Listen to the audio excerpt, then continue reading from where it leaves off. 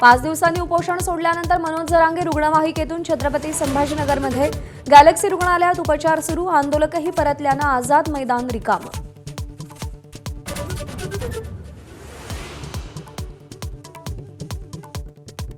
हैदराबाद गॅझेटियरची तात्काळ अंमलबजावणी करण्याचं सरकारचं आश्वासन. मनोज जरांगेंची महत्त्वाची मागणी मान्य. मराठवाड्यातील मराठा समाजाला मोठा फायदा होणार.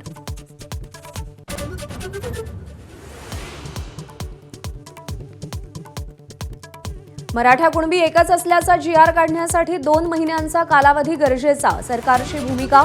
अभ्यासाअंती GR काढण्याचं आश्वासन.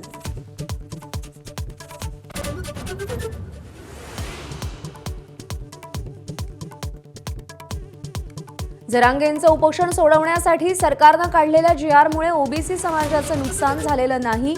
ओबीसी महासंघाची भूमिका. सरकार आमच्याशी चर्चा करेपर्यंत साखळी उपोषण सुरू ठेवण्याचा निर्धार.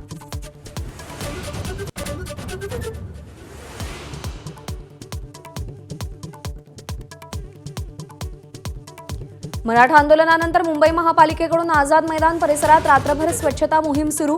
CSMT चौकही रिकामा.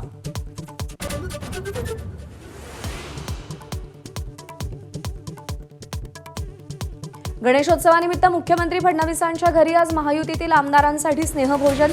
मराठा आरक्षणाचा विषय निकाली काढल्यानंतर पहिल्यांदाच 3ही पक्षाचे प्रमुख नेते एकत्र येणार.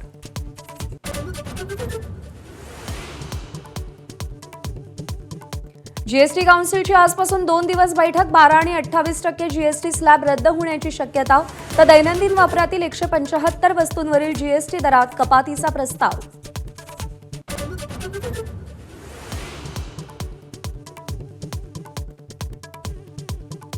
विधेयकांना मंजुरी देण्यासंदर्भात राष्ट्रपती आणि राज्यपालांसाठी कालमर्यादा नाही. सुप्रीम कोर्टाचा निर्वाळा. आजही सुनावणी सुरू राहणार.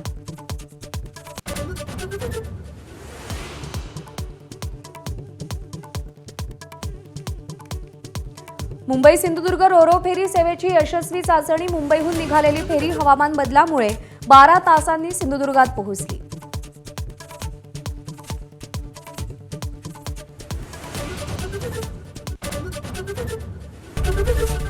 ABP माझा, उघडा डोळे बघा नीट.